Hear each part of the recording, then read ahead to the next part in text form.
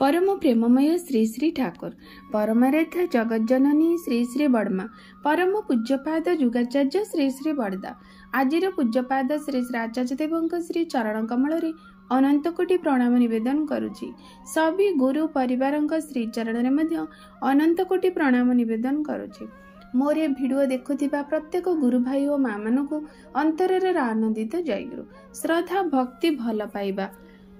सबुदिन मोर video जो मैंने भी देखुंट शुणुंट से समस्त मोर अंतरर बहुत सारा भल पाइबा समस्त खूब सारा शुभकामना समस्त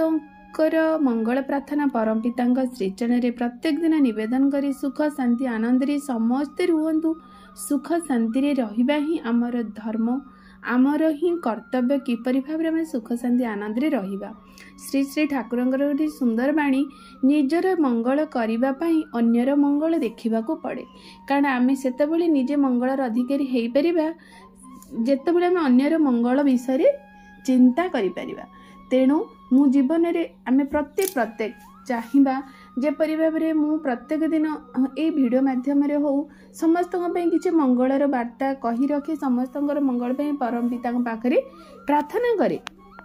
से भली प्रत्येक मध्य समस्त मंगल प्रत्येक दिन भगवान निकट रे प्रार्थना करंतु देखिबे निजर ही किपरि भाव रे मंगल हो जाउची कारण मंगलर बाट पाइबा ही केवल गोटे ही बाट निजे मंगलर अधिकारी हेबा पाई केवल गोटे बाट गोटे छड़ा दुईटी बाट नहीं जेतेबेले मनीष अन्यर मंगल पाई चिंता करिबो अन्यर मंगल परम पिता पाखरे प्रार्थना करिबो तेबे जाई निजर मंगल हबो। श्री श्री ठाकुर जीवन ग्रहण करिबा परे एई भली एक अद्भुत माने कथाटी तांक पाखरु मनीष शिखिबाकू पाइला कारण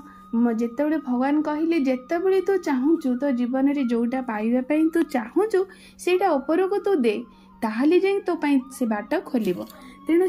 जीवन रे श्री श्री ठाकुर को ग्रहण करिबार अर्थ तांकर प्रतिटी बाणी को निज जीवनर आचरण भीतर दे तोलिबा हेले जाई आमे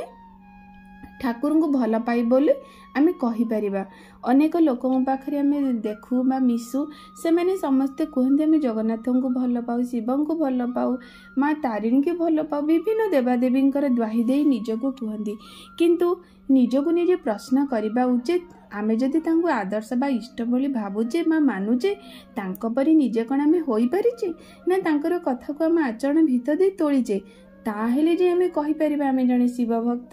बा आमे लक्ष्मी का भक्त बा आमे कार्तिक गणेश विभिन्न देवादेवी आमे भक्त अर्थात भगवान को पूजा करिबा बा तांको भल पाइबार माने तांकर इच्छाटा को आम जीवन में परिपालन करिबा तांकर भल पाइबा को ही आम जीवन साधना करिबा एहा ही हेउची प्रकृत पूजा अर्चनार मूल हो से जहाँ भी हो आमे मैंने सदा सर्वदा से ही करिबा प्रत्येक देवादेवी हुंतु जहाँ भी माने संसार को जो मैंने भी किसी आसी संसार को आम मान दिग्दर्शन देवे मुख्य लक्ष्य है मनीषर मंगल हवा मनीषर मंगल तेबे ही पारिबो जेबे से सब विधि विधान नीति नियम को निज जीवन में आचरण भीतर दे तोली धरिबो कारण करिले ही सब किछि पाइबे। कारण श्री श्री ठाकुर आउ एक सुंदर बाणी रही करवा ही पाइबार जननी जदि तुम्हें किसी पाइबा पई चाहूच ताहले निजे कर एठी करबा छड़ा कोनोसी किछि मंत्र तंत्र बा पूजा विधि एठी ठाकुर जगत रे चले ना मु आज पूजा करदेवी मंत्र करदेवी काली सकाळे सब किछि पाइजबे जहा कि ठाकुर क्षेत्र रे घटे नाही जो माने भी ए सब करिकि पाउजने ता पूर्व जन्मर प्रारब्ध मात्र किंतु ता वर्तमान बा पूजा मु करदेली जेते अधर्म अन्याय करूची पूजा अर्चना करदेली मु से सब पाई गली ताहा किंतु हुए ना एटा आमे मानकर माने भावना किंतु ता हेइनी पूर्व जन्म रे तांकर सेतिकी कर्मर फल रही से पाउचंती। तेणु आज गोटे सुंदर आलोचना जानिबा केते जण सत्संगी हुंतु जो माने भी स्वस्थयनी व्रत श्री श्री ठाकुरंकर ग्रहण करिसेंती सेमान मानकर गोटे प्रश्न आमे स्वस्थयनी व्रत ग्रहण करिचु ठाकुरଙ୍କୁ ଜୀବନରେ ଗ୍ରହଣ କରିଛୁ କିନ୍ତୁ ଆମ ଜୀବନରେ ବହୁତ ସାରା ବିପର୍ଯ୍ୟୟ ଆସୁଛି, ଦୁଃଖ,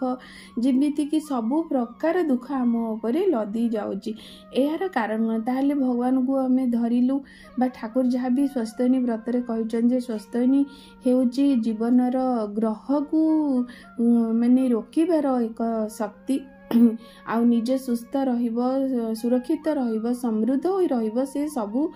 ହିଁ ସୁନ୍ନତ ରହିବ, ସେ ସବୁ ସ୍ୱସ୍ତୟିନୀ ବ୍ରତ କରିବା ଫଳରେ ମଣିଷର ପ୍ରାପ୍ତି ହୋଇଥାଏ। ତାହେଲେ ମଣିଷ ଜୀବନରେ ଏସବୁ କାହିଁକି? ତା ଉପରେ ବି ଶ୍ରୀ ଶ୍ରୀ ଠାକୁର ସୁନ୍ଦର ଆଲୋଚନା ଦେଇଛନ୍ତି ଗୋଟିଏ ଗଳ୍ପ ମାଧ୍ୟମରେ। ଅର୍ଥାତ୍ ଥରେ ଜଣେ ନୌକା ଚାଳନା କରୁଥାନ୍ତି ନାବିକ। ସେ କହିଲେ, ନାବିକ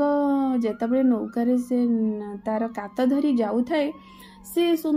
ତାର ଠିକ୍ ପାଗ ଠିକ୍ ରହିଛି, ନୌକା ଠିକ୍ ଯେତିକି ଆହୁଲା ସେ ଦେଇକି ସେ ଯାଉଛନ୍ତି। ହଠାତ୍ ମଝିରେ ଝଡ଼ ବତାସ ଖୁବ୍ ଜୋରେ ଭାବରେ ଆସିଲା। ସେ କ'ଣ କରିବ? ସେ ନୌକାର କାତଟାକୁ ଛାଡ଼ିଦେବ ନା ନୌକାର କାତକୁ ଜାବୁଡ଼ି ଧରି ଜୋର ଭାବରେ ଧରି ତାର ସବୁ କୌଶଳକୁ ପ୍ରୟୋଗ କରି ଅତିକ୍ରାନ୍ତ କରିବ ସେ ଝଡ଼କୁ? କ'ଣ କରିବ? ସେତେବେଳେ ସେ ଯିଏ ପଚାରିଥିଲେ ଯେ ଆମେ କ'ଣ କରିବ, ଠାକୁର ଯେତେବେଳେ ପଚାରିଲେ, ସେ ଭାଇ ଜଣଙ୍କ ଭକ୍ତ ଜଣଙ୍କ କହିଲେ, ଠାକୁର ସେମିତି କେମିତି ହେବ? ନୌକାକୁ ଯଦି ସେ କାତ ଛାଡ଼ିଦେବ ତାହେଲେ ତ ସେ ଅତଳ ସମୁଦ୍ରରେ ବୁଡ଼ିଯିବ। ଠାକୁର କହିଲେ, ଓଇ ତ, ତାହେଲେ ତମ ଜୀବନରେ ଯେତେବେଳେ ତମେ ଗୋଟେ ସୁରୁଖୁରୁ ଭାବରେ ଯାଉଛ, କେତେବେଳେ ତ ଝଡ଼ ବତାସ ଆସିବ, ସେ ତ ତୁମ ଉପରେ ନାହିଁ, ସେ ତ ସବୁ ଅଦୃଷ୍ଟ ପ୍ରାରବ୍ଧ ହଉ ବା କୌଣସି ପରିସ୍ଥିତି ହଉ ବା ପରିବେଶ ହଉ, ଯାହା ବି ଦ୍ୱାରା ମଣିଷକୁ ତ ଏସବୁ ଆସେ, ତାହେଲେ ସେ ଯେତେବେଳେ ଆସିବ ତାହେଲେ ତୁମେ କିପରି ଭାବରେ କହୁଛ ଯେ ସ୍ୱସ୍ତୟିନୀ ମୁଁ ଧରିଛି ବୋଲି? ତାହା ହେଲା, ତାହେଲେ ସେ କ'ଣ କରିବ ନା ସ୍ୱସ୍ତୟିନୀ ବ୍ରତକୁ ଆହୁରି ନିଖୁଣ ଭାବରେ ଧରିବ। ଅର୍ଥାତ୍ ଯାହା ସ୍ୱସ୍ତୟିନୀର ବିଧାନ ରହିଛି, ଯାହା ଦୀକ୍ଷାର ବିଧାନ ରହିଛି, ତନ୍ନ ତନ୍ନ କରି ନିଜକୁ ଜଜ୍ କରିବ। କୌଣସି ବିଧାନର ମୋର କିଛି ବିଚ୍ୟୁତି ହେଉଛି କି? କୌଣସି ବିଧାନର କିଛି ମୁଁ ଖରାପ ଭୁଲ କରୁଛି କି? ଯେଉଁ ଭୁଲ ଦ୍ୱାରା ମୋର ଏଇସବୁ ଗ୍ରହ, କାରଣ ଯେତେବେଳେ ମଣିଷ ଜୀବନରେ ଏ ଦୁଃଖ, ରୋଗ, ଶୋକ, ଗ୍ରହ ସବୁ ବିଭିନ୍ନ ପୀଡ଼ା ଦେବାକୁ ଚାହିଁବ, ସେତେବେଳେ ସେ ବାଟ ଖୋଜିବ ମଣିଷ ଜୀବନରେ ପ୍ରବେଶ କରିବା ପାଇଁ। ପ୍ରବେଶ କଲେ ଯାଇକିନା ମଣିଷକୁ ବିପର୍ଯ୍ୟସ୍ତ କରିଦେବା, ମଣିଷକୁ ନିଧନ କରିଦେଇପାରେ ବା ମଣିଷକୁ ପୁରା ଧରାଶାୟୀ କରିଦିଏ। ଯେତେବେଳେ ସେ ଚେଷ୍ଟା କରିବ, ସେତେବେଳେ ତୁମେ ଦେଖିବ ତୁମ ଚତୁଃପାର୍ଶ୍ୱ ବାଡ଼ ଠିକ୍ ରହିଛି ନା ନାହିଁ। ଅର୍ଥାତ୍ ମୋର ବିଧାନ, ମୋର କର୍ମ, ମୋର ଆଚରଣ ହିଁ ମୋ ଜୀବନର ରକ୍ଷା କବଚ। ମୁଁ ସେତେବେଳେ ଜାବୁଡ଼ିକି ଦେଖିବି ମୁଁ ଦୀକ୍ଷା ଠିକ୍ ଭାବରେ ପରିପାଳନ କରୁଛି ତ, ଯଜନ ଯାଜନ ଇଷ୍ଟପତି ଯାହା ବି ଠାକୁର ବିଧାନ ଦେଇଛି ମୁଁ ଠିକ୍ ଭାବରେ କରୁଛି ତ, ସ୍ୱସ୍ତୟିନୀର ଯେଉଁ ପଞ୍ଚ ନୀତି ଦେଇଛନ୍ତି ଠାକୁର ତାକୁ ମୁଁ ପରିପାଳନ କରୁଛି ତ, ଯଦି ବି କିଛି କୁଆଡ଼ୁ ଭୁଲ ରହିଯାଇଛି ତାକୁ ମୁଁ ଆହୁରି ସଜାଡ଼ି ଦେବି। ଯଦି ସଜାଡ଼ି ମୁଁ ଚାଲେ ତାହେଲେ ଆଉ ଭୟ ପାଇବାର ନାହିଁ। ତୁମ ଡଙ୍ଗା ଯେତେ ବି ଟଳମଳ ହଉ, ଯେତେ ବି ଝଡ଼ ବର୍ଷା ହଉ, ଏତିକି ମନେ ରଖିବ,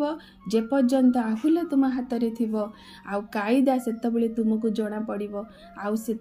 ସେଇ ସମୟରେ ସେ ଝଡ଼ ବତାସର ରାତ୍ରିକୁ ବା ସେ ଝଡ଼ ବତାସର ସମୟକୁ ସୁନ୍ଦର ଭାବରେ ଅତିକ୍ରମ କରିଦେଇପାରିବ। କାହିଁକି ନା ତୁମେ ଜୀବନରେ ଜଣେ କେନ୍ଦ୍ରକୁ ଧରିଛ, ଜୀବନରେ ସେଇ ଆହୁଲାକୁ ତୁମେ ଜୋର ଜାବୁଡ଼ି ଭାବରେ ଧରିଛ, ତୁମକୁ କେହି ବି ହଟେଇ ପାରିବେ ନାହିଁ। କିନ୍ତୁ ଯେଉଁ ସମୟରେ ଜୀବନରେ ଯାହାର କେନ୍ଦ୍ର ନଥିବେ, ଆଦର୍ଶ ନଥିବେ, ଆହୁଲା ନଥିବ, ସିଏ ସେ ଝଡ଼ ବତାସରେ ସେ ଡଙ୍ଗାରୁ ସେ ପଡ଼ି ଯାଇପାରେ, ଅତଳ ସମୁଦ୍ରରେ ନିଶ୍ଚିହ୍ନ ହୋଇଯାଇପାରେ। ଠିକ୍ ସେହିପରି ଠାକୁର ସୁନ୍ଦର ଉଦାହରଣ ମଧ୍ୟରେ ଆମମାନଙ୍କୁ ଏତିକି କହିଲେ, ଯଦି ତୁ ଧରିଥିବୁ ଏତିକି ମନେ ରଖିଥା। କାରଣ ଠାକୁର ତ କେବେ କହିନାହାନ୍ତି ମୁଁ ଭଗବାନ, କହିଲେ ମୁଁ ଶିବଚନ୍ଦ୍ର ଚକ୍ରବର୍ତ୍ତୀଙ୍କର ପୁଅ, ଅନୁକୂଳ ଚନ୍ଦ୍ର ଚକ୍ରବର୍ତ୍ତୀ ବ୍ରାହ୍ମଣ ପୁଅ, ବ୍ରାହ୍ମଣର ଛୁଆ। ମୁଁ ଏତିକି କହୁଛି, ଜୀବନରେ ଏଇ ବିଧାନ ମାନି ତୁ ଯଦି ଚାଲିଥିବୁ ନା, ତତେ କୌଣସି ଦୁନିଆର ଶକ୍ତି ନାହିଁ ତତେ ଟଳେଇ ଦେଇପାରିବ। ହୁଏତ ନଇଁ ଯାଇପାରୁ କିନ୍ତୁ ଧରାଶାୟୀ ହେବାକୁ ଦେବ ନାହିଁ ତୋର ଏଇ ବିଧାନ, ତୋର ଏଇ କର୍ମ। ତେଣୁ ଆମେମାନଙ୍କ ମନରେ, ଯେଉଁମାନଙ୍କର ମନରେ ଏତେ ପ୍ରଶ୍ନ ରହେ ଯେ ଆମେ ଏ ଠାକୁରଙ୍କ ବିଧାନ ମାନିଲା ପରେ ବି ଏତେ ଝଡ଼ଝଞ୍ଜା ବିପଦ ଆସୁଛି, ମାନେ ଜୀବନର ଯେପରି ଭାବରେ ଗୋଟେ ପୂର୍ଣ୍ଣ କଳସ, ଅପରିଷ୍କାର କଳସ ଭିତରେ ଯେତେବେଳେ ଭଲ ପାଣି, ଶୁଦ୍ଧ ପାଣି ଯେତେବେଳେ ପ୍ରବେଶ କରେ, ସେତେବେଳେ ଅଶୁଦ୍ଧ ଗୁଡ଼ିକ ବାହାରିଯାଏ। आमे जेतेबेले असतर मनीष तो केते केते जन्मर प्रारब्ध संचित कर्म नहीं जन्म निए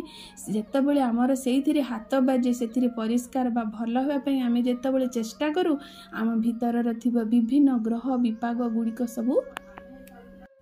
बाहर छटपट हुंती से माने आम जीवन रू चली जावाई छटपट हुंती से चली जा समय से माने आमको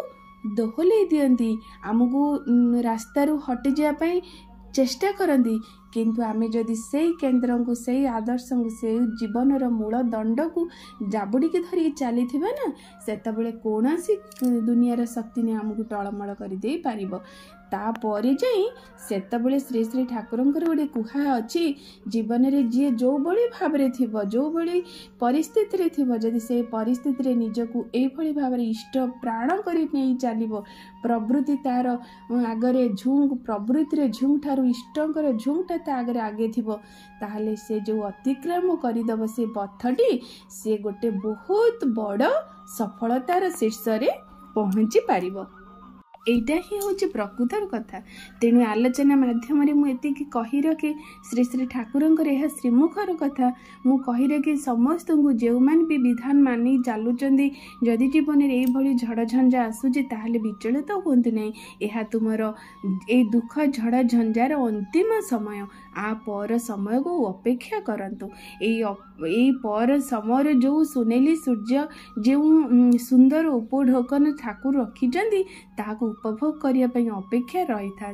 यह ही हूँ वर्तमान आज आलोचनार विषय आमे कौन सी भाव टलिबा नहीं आमे कौन सी भाव व्यस्त होबा नहीं जेपरी भाव जड़े मंत्री एमएलए रो पिला से कहूची मो बापा जड़े मंत्री मो बापा जड़े एमएल मोर डर कौन मोर कहा को डरबार नहीं जदि से माने किछि पदर अधिकारी रो पिला होई एते निर्भय रे चालुचंदी जीवन रो पथ को ताहले आमे तो स्वयं परम पितांकर संतान आमे कहीं भय करिबा ए रोग शोक दुख दरिद्रता आमे कहीं टली जिबा आमे भी कौन सी भाव टलिबा नहीं कौन भाव विचलित हवा नहीं कहीं ये सारा विश्वर मालिक जे आमरी पिता तेणु यही भावना को मंतर भितर रखंतु यही भावना को मज्जागत कर दियंतु देखिबे जीवन कि सुंदर लागिबो जीवन को उपभोग करिबार आपण गोटे माध्यम पाइबे तेणु आशा करी आपण आलोचना अत्यंत प्रेरणामय हो आपण आलोचना बहु काम आसू यह ही मोर परम पिता श्रीचरण विनम्र प्रार्थना रहुची जय गुरु।